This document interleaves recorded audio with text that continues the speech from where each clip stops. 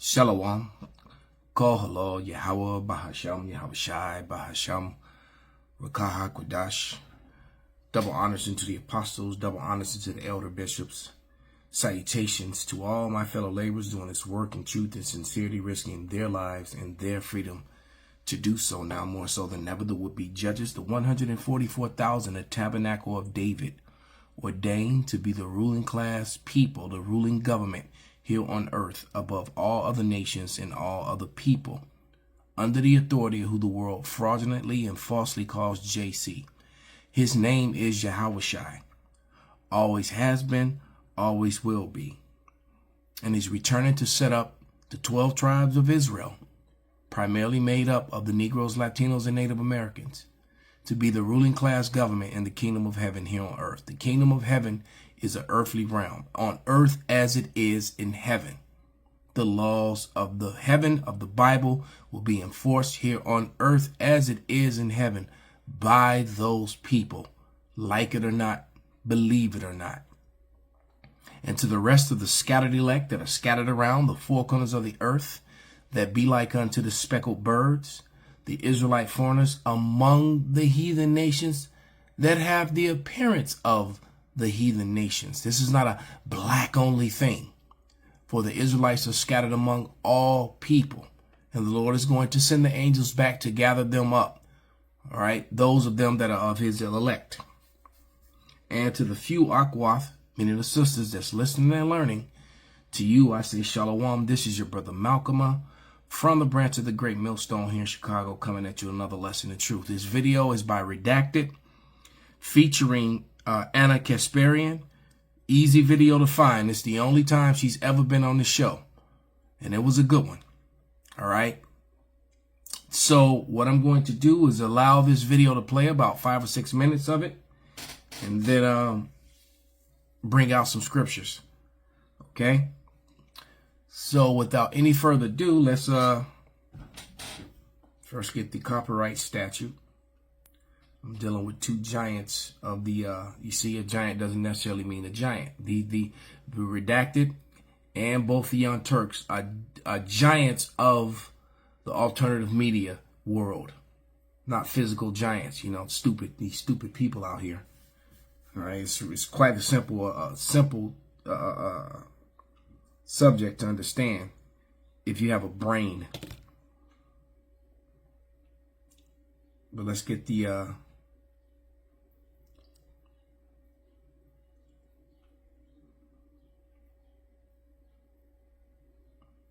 Section 107 of the Disclaimer Act.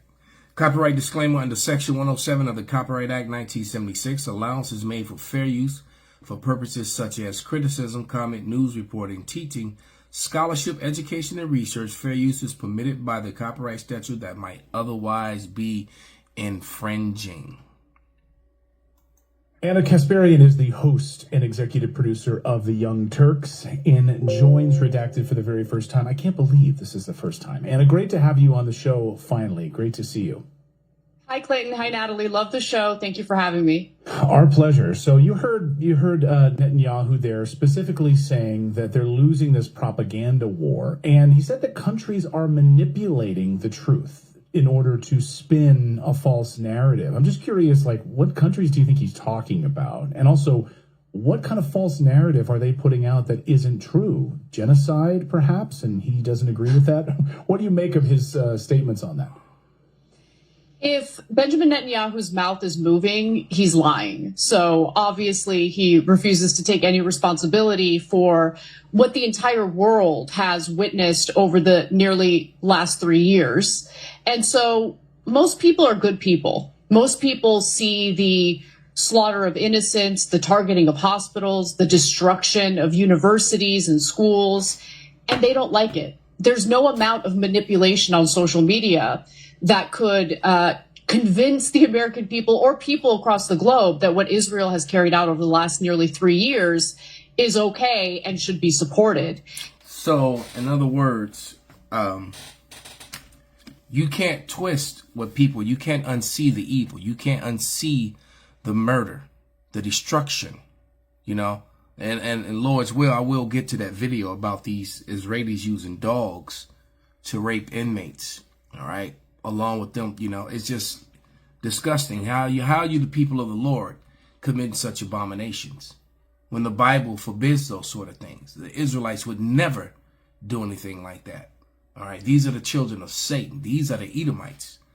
But they're trying to hide their counsel by using more propaganda, by taking away more rights, all right, from the people to speak freely, by controlling the narrative, or even to think for themselves.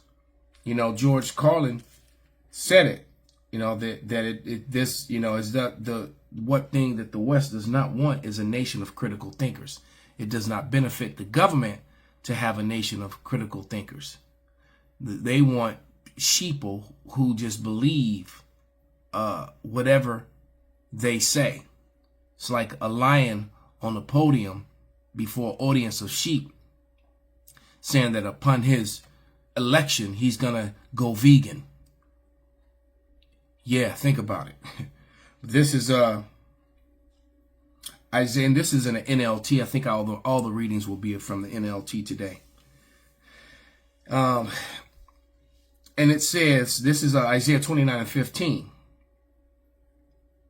And it reads, "What sorrows await those who try to hide their plans from Yahweh, who do their evil deeds in the dark. The Lord can't see us, they say. He doesn't know what's going on."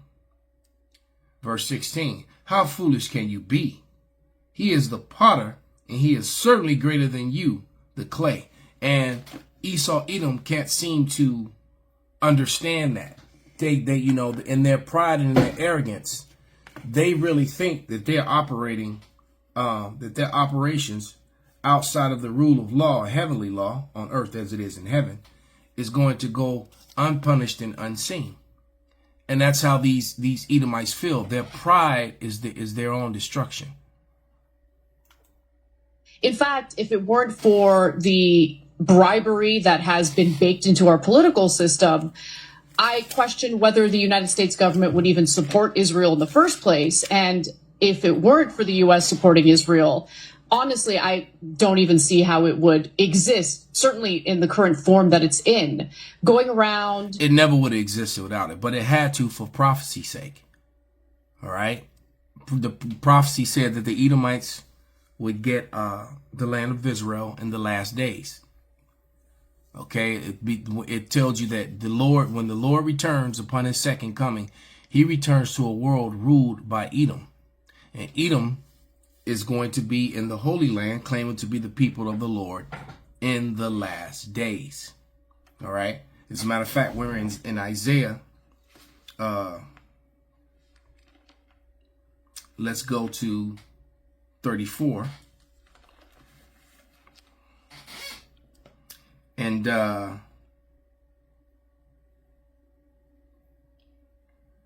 in 8.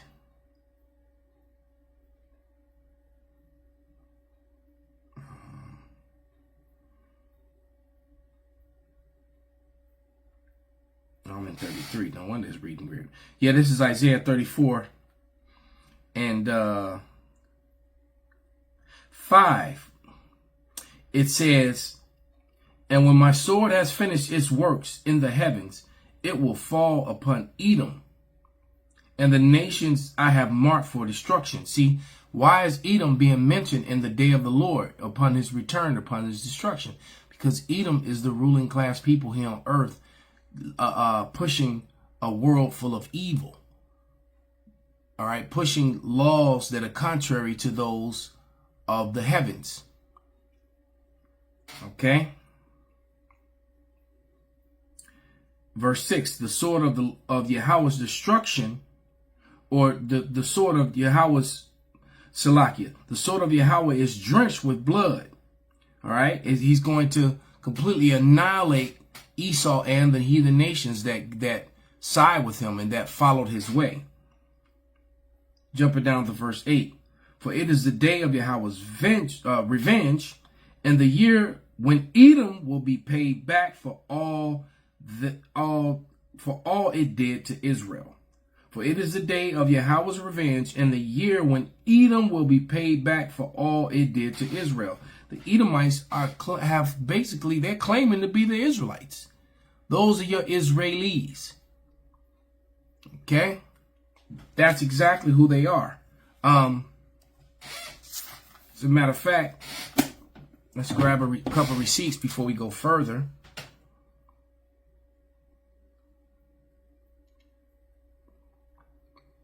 Since we're in the evidence folder, let's go to these two receipts.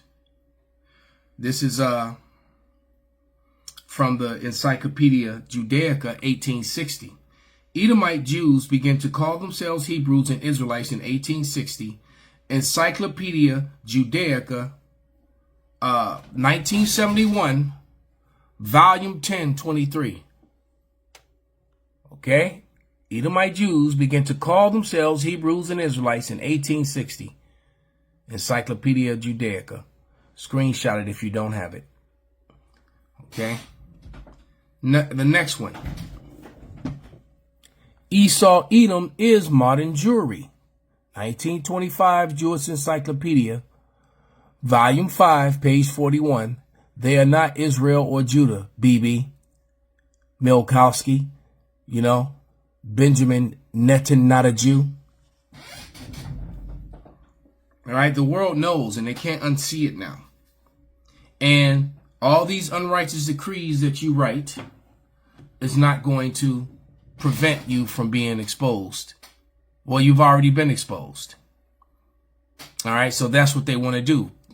Write more unrighteous decrees for censorship. Matter of fact, let's get Isaiah real quick. Then we'll let Anna have the floor back.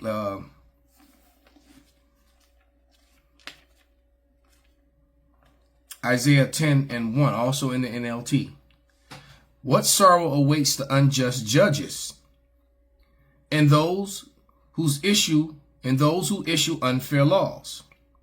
They deprive the poor of justice and deny the rights of the needy among my people. They prey on widows and take advantage of orphans. Boy, do they. All right?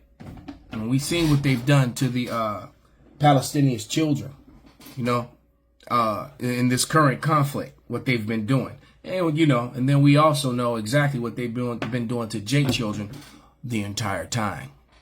Since the landing of Cristobal Colon, okay? And all the slave ships that followed him, which were all funded by the Little Hats. Attacking your neighbors, stealing land. I mean, it goes on, and it's been this way for the last several decades. I mean, since the inception of Israel. So again, this is not a social media issue. This is an Israel issue. And the inability to engage in any self-awareness or assessment in regard to how Israel has carried out the complete demolition of the entirety of the Gaza Strip, the fact that they're killing innocents right now as we speak in Lebanon. They just refuse to acknowledge that most people don't like that and are going to be critical of Israel as it engages in that type of behavior. Now, I want to ask you what you make of Netanyahu putting the responsibility of the military mission on the United States. He said, you go in and take it out. Yes, there's military might. I'm not going to talk about it, when the United States should do it. It's worth remembering that Israel has never contributed ground forces to any mission that they endorsed on behalf of the United States. I find that so upsetting, and the hubris of telling us what to do. Why do you think there's not a bigger outrage of a foreign leader telling us what we need to do? I think there is outrage among American people. And in fact, you look at polling, and each time a new poll comes out, Israel loses more and more support from the American people. But where you're seeing a disconnect is through our political leadership, which carries out what's in the best interest of Israel time and time again. Of course they do, because our political leadership is all little hats. They've worked their way into every aspect of American society. I said it in the last video. In the courthouses, all right, within the media, within law enforcement, within education, within medicine. every place where major decisions are made for all communities, they're there. And this is why they have so much control. And then you have, AIPAC and all those other, and etc. All those other, that being one of the main ones, and then all the little ones that support it. Hell, the SPLC, is also the Southern Poverty Learning Center. Okay, that was a branch of AIPAC, and look what it just got caught doing. All right, they're supposed to be an anti-hate group, but yet they were funding hate in favor of Edomites, of so-called white people, against while calling the Hebrew Israelites and anyone that's not a Christian, there's not a white Christian extremist, because all Christianity is extremism.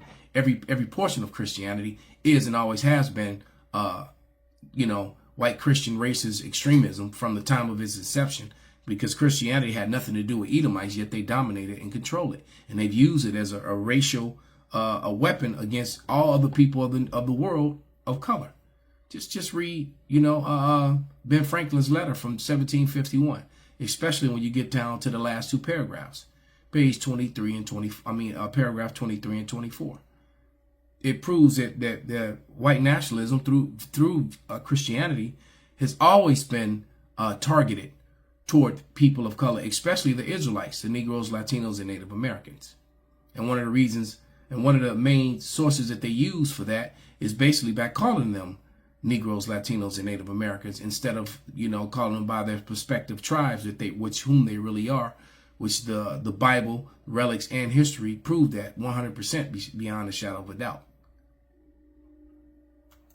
And it's really a bipartisan effort to carry out what's best for Israel to the detriment of the American people.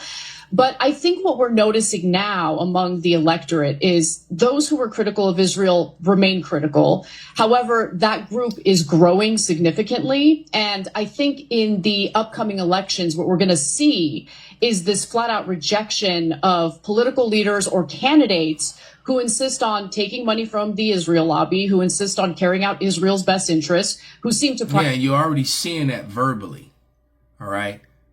Like she said, you're seeing that verbally with people speaking out against it, but you're going to see more people stand up against it, like that Marine who got his arm broke in Congress, which started a storm against American congressmen, et cetera, who support Israelis. He's now running for Congress himself. You're going to see more and more candidates being anti the Israeli establishment, Israeli rule over American judicial system, which they do. And to say that is not anti-Semitic at all. It's just the absolute truth. You can't, and that's another thing that I look forward to the day that they just alleviate that word, because that word is used as propaganda, as a weapon to deter against anybody who speaks any inkling of truth against their fraud and against their lies. Prioritize Israel over the, best interests of the United States. And so I think that now there's going to be a lot more pressure from the electorate for the political leadership to change its behavior. And if they don't, there will be consequences for that. So again, I really don't think there's anything Israel can do in terms of censorship, more media buys, more efforts in punishing people who are critical of Israel. None of that is going to work. And the reason that be is because they can't unsee it now. Now that you've seen, that these people are not the people of the Lord, they're not the Israelites, and that is a conversation that happens around the world all day, every day now. You can't unsee it. And the consequences are going to be the sedition, which is talked about, in the Holy Scripture. This is Sirach 15 chapter, starting at the 14th verse, and it reads, "Woe to the world of them that dwell therein, For the sword in their destruction draweth nigh, and one people shall stand up and fight against another with swords in their hands. For there shall be sedition among men, and invading one another, and they shall not regard their kings nor princes, and in the course of their actions they shall stand in their power. And part of that sedition, when it happens, is going to be for the very reasons that's being spoken of by Anacaspazian and Clayton and his wife. Okay? Because they're not lying, they're not slandering, they're actually speaking truth. And American people and the citizens of the world are quite frankly tired of it. Not to mention that the following of this policy is leading to the disparity, the famine, and people being broke and being poor. So all this is coming to a head. The nations are tired. Matter of fact, let's go to the get ready to wrap this up. Let's go back to the NLT. And I'm going to read Revelation 17, starting at verse 15. And the angel said unto me, the waters where the prostitute is ruling represent masses of people of every nation and language. And the world is being ruled out of America under the authority of the leadership of, the little hats. The people, the scarlet beast and his 10 horns all hate the prostitute. So now, and who's a prostitute? The woman who rides the beast. All right, that scarlet beast, which is Babylon, which is America. So the world has been made because it's America that propped up and really carried and through the Israelis enforced their ways. All right. And now Americans can see that, because the truth of the matter is that massive land hold no strategic value to American citizens in any way whatsoever. It held value to the little hats themselves, who control your American government, who control that whore, that's prostitute that rode upon the beast being NATO. Okay? It says, the scarlet beast and his 10 horns all hate the prostitute. They will strip her naked, eat her flesh, and burn her remains with fire. For God hath put a plan into their minds, a plan that will carry out his purpose. They will agree to give their authority to the scarlet beast, and so the words of God will be fulfilled. And this woman you saw in your vision represents the great city which rules over the kings of the world. All right. And America, all right, the head of that beast system is the whore that rode upon the beast, NATO. And now, because America has supported, the Amalekites the way that they have, the rest of Edom is in rebellion, and the rest of the world now wants to, get rid of this problem. And that is exactly what's going to happen through the power of Yahweh B'Hashem Yahushai. So with that, all praises and glory be unto Yahweh B'Hashem Yahushai B'Hashem Rekah HaKodash Kwam Yasharallah Abad Babal.